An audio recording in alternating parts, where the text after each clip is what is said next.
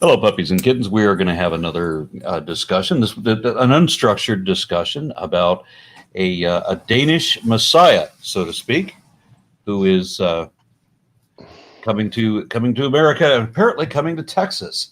So, with me, I'm going to have you guys introduce yourselves. Hopswatch, give us an idea of what your background is. Yeah, I am a Danish secular activist. I'm also a beer blogger, and I've got a YouTube channel which is about beer and secular activism, atheism if you like. I've been following this guy, Torben Søndergaard, actually for about 10 years or so, but only recently, about a year ago, he actually sought asylum in the United States after a documentary on Danish television had exposed him as a fraud, basically, and a con man. So that's my my big project next to reviewing beers on my channel. Okay, seems we have a lot to talk about. Yeah. And, Shane. My name's Shane Isgrig. I recently began co-hosting the Atheist Experience, and I've done a few other ACA shows like Atheist Vanguard. A few months ago, I started my own channel called Shane the Skeptic, and on that channel, I do some counter apologetics, some debunking, to get away from religious bullshit, get on some other bullshit like homeopathy, and just a basic philosophy course coming up. So I'm all about, critical thinking and secular activism all over the board. All right, very good. So tell me then about how you two came together on the topic of Torben. So Hopswatch actually posted in the Atheist Community of Austin Facebook group and was saying, I know this is kind of last minute, but this guy, Torben Søndergaard, and his cult, The Last Reformation, was actually coming down to Austin, Texas to hold a 3-day Kickstart meeting. And when I heard that someone who did faith healing and speaking in tongues and exorcisms was going to be 15 minutes away from my house, I was more than interested. I've always wanted to have an exorcism performed on me as an atheist. So I'm going down there thinking that no matter what happens, this is going to be a fun time. I'm going to have some story to tell after this. At the very least, they would put demons in you, I would think. At the very least. Well, that's one thing. Actually, at one point, and I posted this video on my Facebook, there was a part when we were inside the tent and they were casting demons out of somebody. Torben was. Now, what Torben does, it's a little bit odd because he puts his hand on their head, right? And then as he gets his hand on their head, he does his speaking in tongues. And I cannot describe how bad he is at speaking in tongues. Like, he just goes, da-da-da-da-da-da-da-da-da-da-da-da-da. There was one point where he did it, and then the girl did it back, and she did it better than he did, and it was her first time. So he does this, and I asked somebody in the tent, I said, well, when a demon exits somebody, like you cast a demon out of somebody, where does it go? And they were kind of just saying, like, don't worry about it. And I was like, well, am I at risk? They're like, well, if you've accepted Jesus in your heart, I'm like, well, I'm not a Christian, so I'm in here and you're casting demons out of people. I want to know where it's going to go. And not only was my question not answered, I was met with hostility. And this was the moment that people realized I was an atheist and started letting each other know, pointing at me. And the whole vibe was different from there. So, demons, apparently when they cast a demon out of somebody, as long as you have Jesus in your heart, then you'll be fine. Except these people have Jesus in their heart when they get the initial demons in them. So I don't know. But brilliant. So this guy Torben has already been to the States. Where is he now? Well, right now he's in the Chicago area, where he is doing one of his revival meetings at the moment. And I guess a month ago, maybe two, he announced that he was doing a new revival project where he wanted to go from his cult compound, which is in North Carolina, go from there in what I call his trailer park his traveling trailer park circus. Yeah. What he has done is he's organized a lot of his congregation, so to say, to get motorhomes and trailers to go. And what he wants to do then is to go all around the United States in these trailers, fill huge revival tents with people, and do revival meetings, and also do revival courses of 1 week or more duration. So, and he's doing one of these courses right now up in Chicago. And actually, there was a local news outlet, WGN, who posted a video about it this morning. That would be last evening, your time. And so, what is, of course, very dangerous about that is that we've got a pandemic right now. And what he does is that he gathers a lot of people in tents, who will be infected. Some of them will be infected when they come, and they will infect others. And then they go from these key points. For example, Chicago. They will not just pack down and go to one other place. No, from there, Torben will have 1 or 2 trails, so to say, to go out from Chicago to 3 other places and do revivals there, and thus will spread the coronavirus even worse than it is now through these revival meetings. Of course, that is not his intention. He's one of the people who sees the coronavirus maybe not completely as a hoax, but he downplays its danger a lot. Yeah. So I think he's one of the people that compares it to the flu. Okay, so right now, where I live, an hour away from my house, there is a rally for some undetermined number of people who are demanding that we prematurely reopen schools for children to sit in close proximity. And the same rally is also demanding that we not wear masks because the coronavirus is a hoax. Yes, that's a really scary thought. Like, so anybody with a kid should know better. The entire world is in on this hoax, by the way. Oh yeah, just for American politics. Yeah, just like the flat Earth. Italy have died. It's because American politics is that important to everybody. Yeah, Italy actually made it look like that many people in their country died just to fuck with the conservatives in America. Yeah, they did. and every day, or seemingly so. I mean, we happen across these things. I'm not going to wear a mask. Some guy makes a Facebook statement that I'm not going to wear a mask, and then the next statement that they made from their Facebook is that they're dying of or are now dead. Of coronavirus. I mean, it's like, I've seen more than one preacher talk about how we're not going to close our churches. We're going to keep our churches open throughout this, and 2 to 3 weeks later, you find out they test positive for it, and in some cases they die. And sometimes they're faith healers, and sometimes they're specifically claiming to be curing the coronavirus. There was a Hindu that I saw in India, of course, who was claiming this and then killed by the disease. And then there was somebody also, an African faith healer. I don't remember which country. Right. Well, they claim to be immune. They claim to be healing it, and then they're dead. Yeah, and that's just the thing is, faith healing has always been a problem. I mean, Torben Søndergaard didn't just become problematic. It's just that all of these faith healers, and the same goes for people who preach alternative medicine, they just got a lot more dangerous given this pandemic. Everybody who's giving people hope that they could cure them or protect them or even treat them of COVID-19 when they haven't verified that they can do this, is putting not only themselves and that patient at risk, it's putting everybody that's going to be within the proximity of them after that at risk. And it needs to be addressed, and Torben needs to be stopped. It's actually quite amazing to me that law enforcement hasn't done something about him. I mean, he posts on social media that he's having these trailer meetings. Yeah. So that was the first thing I wanted to find out is what got you guys alarmed about this Torben guy? Just another faith healer. I don't think it was the coronavirus issue where he's packing people into tents to get everybody infected. That wasn't your first red flag about this guy, was it? No, it wasn't actually. So when this meeting happened, can you remind me, HubSpot, like what month was it? It was in February. February. It was January or February. I knew. Okay.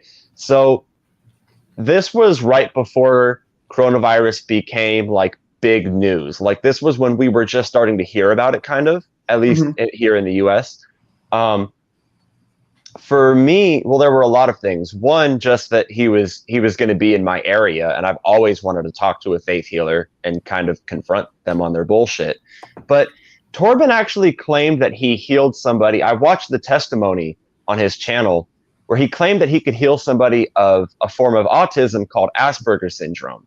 Now, this is something that I have. So I'm curious what happens when an atheist with Asperger's meets a faith healer. So do I. So do I, by the way. Yeah, I should tell you how that story ended. I'm pretty sure I'm still autistic. But the funny thing about this is I watched this story and I watched so many others where Torben has either been involved directly with somebody dying or getting worse because they refuse to get actual medical help because they've been convinced that Torben healed them. Because Torben's claim is that diseases and things like that, they're caused by demons. So when he's casting a demon out of you, he's casting your disease out too. So, you know, whether it's diseases or it's, you know, psychological disorders or anything like that, you know, neurological disorders, he claims they're caused by demons. And if he can cast these demons out of you, then you don't have that anymore. Now, whenever I started talking to people there, I told them, you know, what I have is a neurological disorder. So we can actually, if you can do something to make me have a neurotypical brain, I'll be able to prove it. Plenty of atheists watch me. I mean, you have an opportunity to convert a lot of people here, to prove to a lot of atheists that you healed an autistic atheist. And they told me basically that you have to already believe that it's going to work. Otherwise, it won't work. Because it's self-hypnosis. Yeah. And it in fact doesn't work. It has to be a psychosomatic condition to begin with. Yes. And this is one of the things that kind of gets me about it, though. So as somebody who is autistic, I can tell you that if my parents' pastor told them when I was like 10 years old, if they told them, we have healed Shane of Asperger's, no way you would have convinced my parents of that. So I'm not too surprised that Torben was able to convince this guy that he no longer had Asperger's. But what gets me is he's able to convince this guy's family, the people that are around him. I'm like, wow, everybody believes that this guy doesn't have it anymore. And I'm watching him talk and I'm like, he does. Yes, he does. So I've seen a number of faith healers where somebody goes in with a real condition. Like in one case, there was a guy who had a broken clavicle. And he refused to go to the emergency room about it because he was going to see Reverend Bobby Tilton here in Dallas and have him heal him. And so you can see this guy, he gets the healing, which was already painful because the guy's touching his broken clavicle. Right. And then he tries to move his arm as he's commanded to do to demonstrate that it's been healed. And you can see the wincing pain on his face as he tries so desperately to believe that something real was just healed by complete nonsense. Trying. And then that kind of reminds me, could you tell me how it's watched? Do you remember the guy's name that Torben forced out of his wheelchair? Yes, his name was Ton Wiersma. Okay.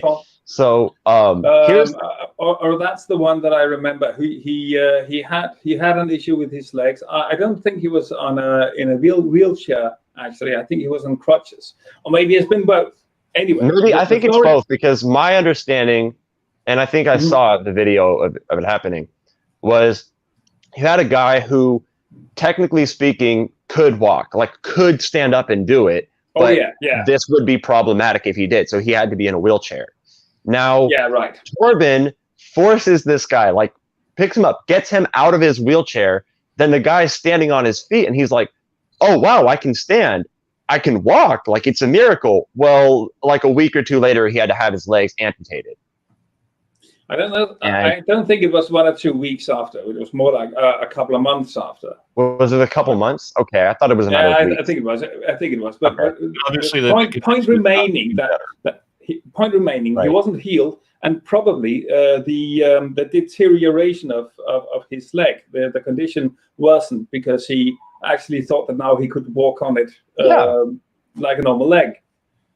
So Exactly. Randy tells this story about how he went to Peter Popoff was doing the same thing, getting people out of their wheelchairs and such. Mhm. But he's getting Yeah. people up that were never in wheelchairs until that day. So he's Right. wheeling people out and then having them stand up. But then he's also having people throw their medications up on stage because they don't need them anymore because he's geared them. Right. So Randy goes and finds the name and address of one of these people that had this chronic condition and has now been supposedly healed, and he goes to visit this person at her home. And the story, as he tells it, was he goes up to the door, and they're carrying her out on a gurney because she's dead. And so that's how healed she was. That's Yeah. without her medication after she threw it away. I So mean, this- there should be some documentary about after I was faith healed. You never really see those stories. Yeah, that would be a brilliant thing to do, wouldn't it? I mean, just think about the industry that you'd be compromising there, and not just the current industry, because Jesus allegedly said that diseases were caused by demons. Jesus was a faith healer, exactly like the faith healers we have right now, who said that he couldn't perform miracles in his own hometown because what did he say? Physicians. There we go. Physicians do not get respect in their own hometown for whatever reason, because familiarity breeds contempt. Is because people knew this guy. I said, "You're Jesus, aren't you the same guy that was pulling the shtick back here when you were young?" So they know he's full of shit. That's why he has to go to other places. Yeah. So it's all very, very. It's grossly dishonest, and I've seen trail things where they do exorcisms, not just the faith healing thing, but the exorcism thing. And again, there was one here in Dallas. I very much wanted to go, wasn't able to, like 15 minutes from the house, like you were. It was a more arduous task to get to that, and I wasn't able to go because of work, whatever. It doesn't matter.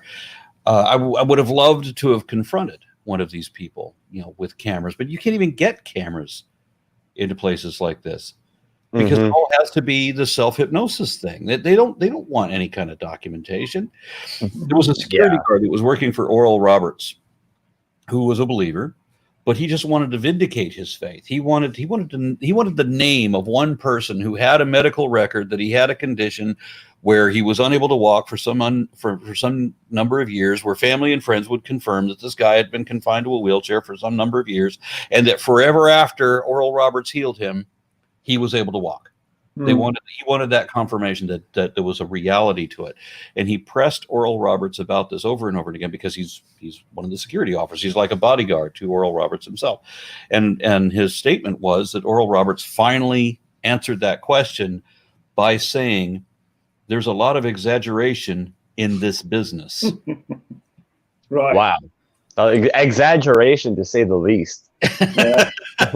Which means it's all complete bullshit. I mean, it's all absolute bullshit. And the shitty thing is that a lot of these people know that and don't care. Well, Also then you interesting- have the problem of with Torben, and I still don't necessarily have my mind made up one way or the other, but I do kind of lean toward, as opposed to Peter Popoff, where you have him knowingly bringing in people who aren't in wheelchairs and getting them out of wheelchairs. I think that in the case of Torben Søndergaard, he actually believes that he's healing people. Yeah, and so do I. There's, the guy has a story to him. It's a long story, and there's an amount of tragedy in it about his mom falling sick at an early age, and he tried to heal her, and it didn't work. I listened to his sermons. I mean, I've heard him tell the story of the first time he healed somebody. He told that story during his sermon. And so I hear all the time, what's the harm in letting these people believe absolute nonsense? And for me, I mean, what's the harm in letting somebody believe that Columbus discovered Ohio in 1942? I mean, if that's what you heard or thought you heard, and you want to go believe that, what's the harm in letting you believe? What's the harm in letting you believe that Benjamin Franklin was the first president of the United States? What's the harm in that? And why would I be criticized so strongly for correcting somebody? Well, then people also add that, well, what if my belief that Benjamin Franklin was the first president makes me happy? Can I just believe it if it makes me happy? Yeah. Exactly. So somehow, if we tell a different lie to a child, to somebody else's kid, if we tell them our religious perspective, if you have a religious perspective, you share that with the other child, the parents will likely forgive you because you're from the wrong religion, but at least it's another line of bullshit. At least it's a religion. At least you believe in a God. If you tell a kid that, well, there's actually no truth to that story, now you're a bad guy because you told the truth. It's kind of like, where Satan is the Lord of lies because he was the only one in that story to tell the truth. And God told the first lie, which makes him the Lord of truth somehow, once we turn everything upside down and shake it. Mm-hmm. Right.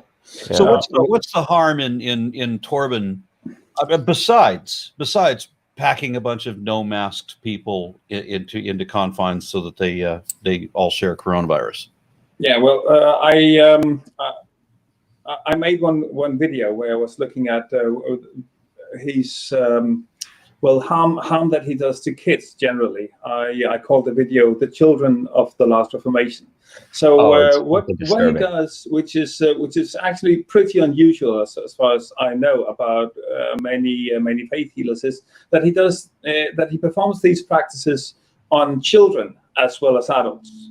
So he holds children down, claiming that they're possessed by demons, screaming and flailing and shouting, "Come out, come out!" And he does his what I call his Morse code thing when he speaks in tongues. I say that he's a telegraph that is stuck on the number 5 because that goes 5 times a dot. So he does that to children as well as adults. And this is traumatizing to children, and it is particularly traumatizing to a young girl called Ida. Now, I'm not absolutely sure if Torben was the one who actually did the exorcism on Ida, but it was definitely some of his people, some of the people that he had taught. And this is another dimension to the real danger that Torben he poses. The Last Reformation is no small cult. It actually has a worldwide following. If you go into the website, thelastreformation.com, there's a world map. Basically, it's more or less a copy of Google Maps, and you can and there are this spread all over the world of small pins, green and gray pins. For every pin, there's a follower of Torben. Sometimes it's even a couple of people, that follow Torben. So you can actually see his followers all over the world. And what is happening is that Torben teaches some of these people how to do the practices that he's teaching so that they can pass them on. It's kind of a multi-level marketing faith healing scheme. Right. Only and this is the problem. Not that much money in it though, but he's bad and harmful ideas that have caused real harm to some children. This girl Ida is completely traumatized today. Sits in a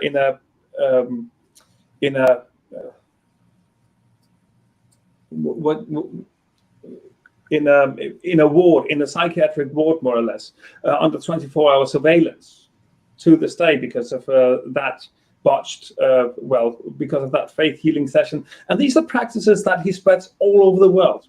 Right. This person, that Ida, okay, so let's imagine and just try to be as generous as we possibly can. If she went into that with a psychiatric condition to begin with, this certainly didn't help that.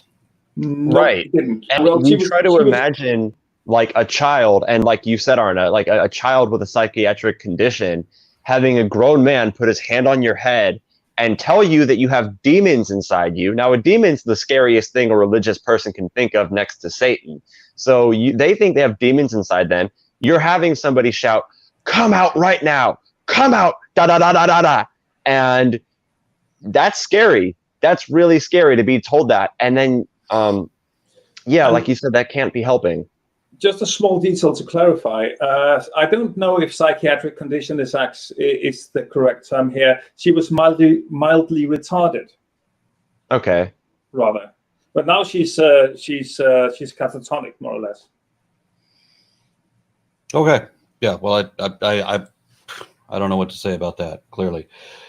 So let's try to close this up. Do you have any other notes that we need to get into before we finish? Let me see. Well, there's a doomsday cult. There's a doomsday dimension also to Torben's cult, and that has become clearer over the last couple of months. So what he's saying is he wants to spread the true gospel, as he calls it, which is basically his idea. They all have the right one. They all have the right one. Everyone else's is wrong. Exactly. Which is the right religion? Oh, ours is. Well, of course. And the right denomination here. That's also. However, it has become more and more a part of his theology. It is in the name as well, of course. It's called the Last Reformation, so not much is going to happen after it. But still, it hasn't been as clear as it is now, that somehow he has the, if not ambition, then definitely the hope that the end of the world will come around soon, once the real gospel, the one he preaches, has been preached to all the world. And that is actually what he, with his traveling trailer park circus, has endeavored to do. And he may be bringing the actual end for a lot of people around when he's spreading COVID-19, of course. Right. But in itself, I think the doomsday perspective is also unnerving. Yeah, we had a preacher here that in the United States that started out as a young child. I think he was preaching at like 5 or 6 years old, and he became one of those traveling revivalist preachers until as an adult, I think he was in his mid-20s when he finally hired a film crew to come and film the backstage of this evangelical faith healing thing, and how they made money hand over fist, this huge amounts of money, just bilking these people. And he paid for an expose on himself to show how dishonest faith healing really is. And that's when he outed himself as an atheist. Mm-hmm. He said he had always been an atheist. Yeah, those people are out there. Yeah, mm-hmm. and then he went on to become a Hollywood actor after that. Right. I wish I could remember his name off the top of my head, but I thought that was brilliant to come out and say that this is how grossly dishonest this is, and how this is what a ridiculous amount of money you can make with no training, with no credentials, without having to get any kind of a degree or anything like that. You just reap in all of this money, and this is how simple the lies are that you have to tell, and this is how we have to avoid any kind of test. Thou shalt not put the Lord thy God to the test. Yeah. So what I would love people to do in the United States, because he's going to be around. Right now, he's in the Chicago area. So if there's any group of secular people, activists, atheists, or just, proper normal people, and if they're religious, no problem there. If they want to help us fight this menace that I think he is. We have a lot of Christians on our side against him too. Yeah, we do. We'd be absolutely smashing. Now, the problem is sometimes, not always, but sometimes I kind of experience, I see when other Christians are criticizing him, they are criticizing him for his theology, which I really can't, I can't do anything with it. I was even... Right.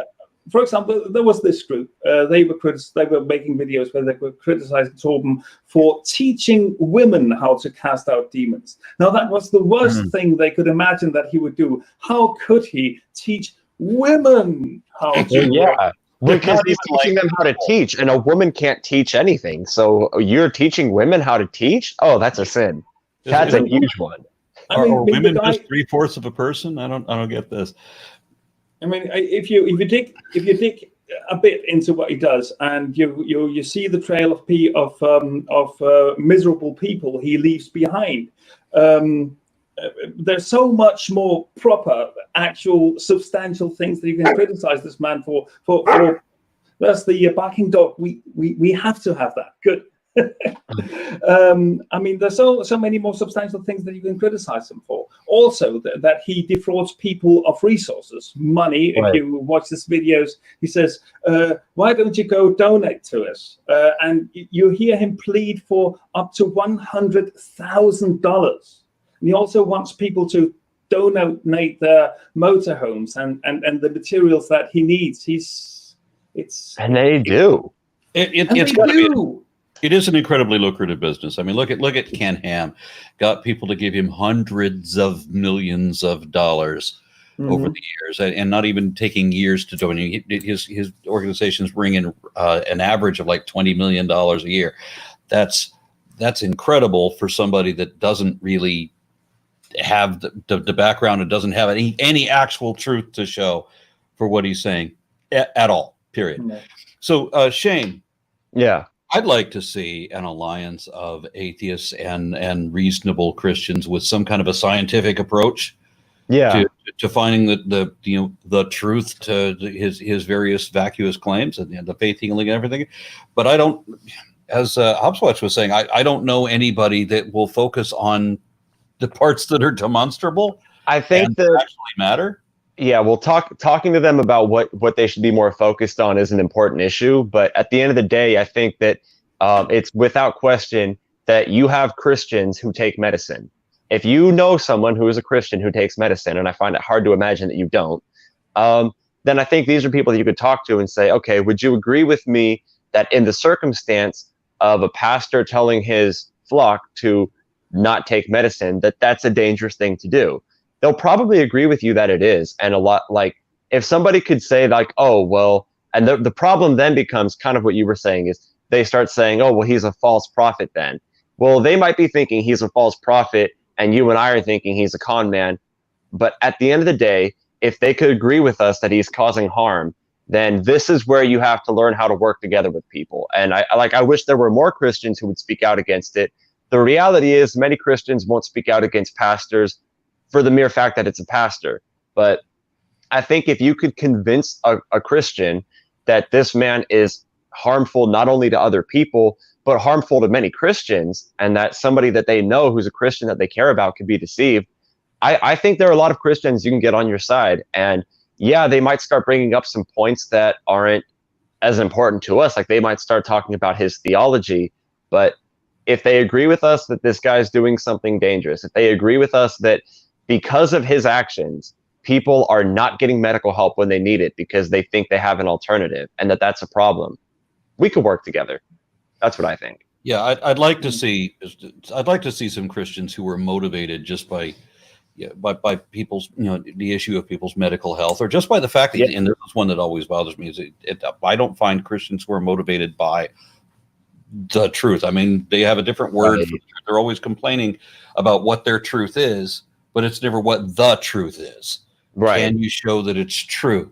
Is there any, if the guy is lying to people, that's an issue. But to my experience, believers don't care about that. Right. It just doesn't matter to them. If somebody lies to them all day, every day, so what? They were just lying. Yeah. And constantly I get believers telling me, well, what is the harm in lying? Seriously. I've been asked that before. Why do Christians not understand? Why do religious people in general not understand it? Because I've heard the same thing from Muslims and one Hindu. Mm. It's just a mystery to me. Well, I try to ask them, what if Jesus lied? What if Mary lied? I mean, that'd be a pretty big fucking deal. You'd think. And we even know that God lied. Yeah. But it's like I tried to show somebody in my own family told me that that Trump and Hannity, neither one of them ever lied, ever. And so I show a video. Anyone could say that is. I show a video of Trump bragging that he lied to the Canadian Prime Minister and bragging about what a great liar he is. And then I hear the excuse, because there's always an excuse, isn't there? There's never an admission that you're wrong. I hear the excuse, well, he's on the straight and narrow now. What do you mean now? That was a month ago. and they said that he had never lied. Yeah, dude, I've had Trump supporters literally tell me when I asked them that question, because okay, you like his policies because you're conservative. I don't agree with that, but I could kind of see where you're coming from a little bit. But let me ask you this, and this is what I say: do you think, not just the question, has he ever lied? And that's a really easy one. I like to ask, do you think that Donald Trump is a liar? And when they say no, and I kind of have them elaborate on that, and I start providing examples, you will literally have people tell you, I think sometimes he knowingly says misinformation with the intention of deceiving people, but he's not lying. Okay. What? It's about Trump, but it's obviously in the same category. Will people make excuses for lies and justification for lies? And if people are to do that, it's an important thing to. If people are going to make justifications for lies and make excuses for what's the problem with lying or why is lying bad, then they're never going to be helpful to other people's medical health or situations like when an obvious con artist is bilking people. They don't care about that. That's not even a crime to them, like it is to us. And then if you're concerned with truth, it's not only are they lying, are they maybe just wrong? Yeah. Say maybe somebody innocently thought that Benjamin Franklin is the first president of the United States. What's the harm when they're teaching that in history class in a grade school? Yeah. Right. All right, gentlemen, I want to make sure that you've covered everything, but I do need to close up rather soon because I've got another thing coming back to back in this. So I'll let you to make final statements. Yeah, then I will say if there are any people in the Chicago area who can do some kind of activism around this, it would be perfect. If someone knows the law and know if what Torben is doing is actually illegal, then please contact the authorities so that we can get this stopped before it becomes really dangerous. I think I will also soon set something up so that we can find out where Torben's cult is operating presently. I'm thinking of a Twitter account to make aware of that. So I'll be doing that. I guess the last note I would like to leave on is let's raise awareness for what faith healing is and the dangers that it brings, because it's become more dangerous now that we're facing a pandemic. It was never acceptable, but now it's really dangerous, and we should all be doing whatever we can to stop or at least minimize it. So that's where I'm at. Brilliant. Gentlemen, thank you very much for being on. All right. Thanks for having us. Thanks for having us.